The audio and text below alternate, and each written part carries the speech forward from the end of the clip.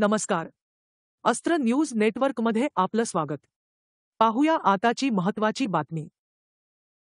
आषाढी एकादशीच्या निमित्ताने पंढरपुरात उपस्थित असलेले मुख्यमंत्री देवेंद्र फडणवीस यांनी आज प्रसारमाध्यमांशी संवाद साधताना शिवसेना उद्धव बाळासाहेब ठाकरे पक्षाचे प्रमुख उद्धव ठाकरे यांच्यावर अप्रत्यक्ष निशाणा साधला.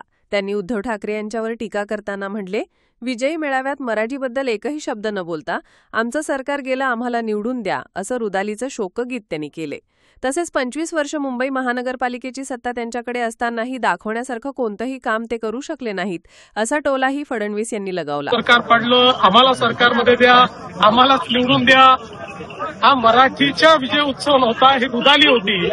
त्या रुदालीचं दर्शन ते त्या ठिकाणी आपण घेतलेलं आहे.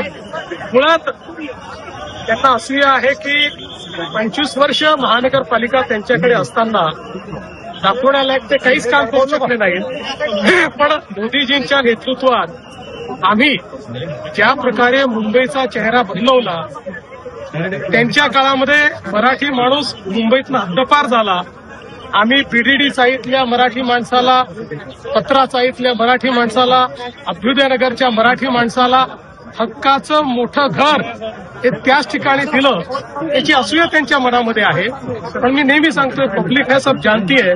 त्यामुळे मुंबईतला मराठी असो की अमराठी सगळेच आमच्या सोबत आहे. आम्ही मराठी आहोत, आम्हाला मराठी असण्याचा अभिमान आहे, मराठी भाषेचा अभिमान आहे. पण त्याच वेळी आम्ही हिंदू आहोत, आम्हाला हिंदुत्वाचा अभिमान आहे. आणि आमचं हिंदुत्व हे सगळ्यांना सोबत घेऊन चालणारं हिंदुत्व आहे.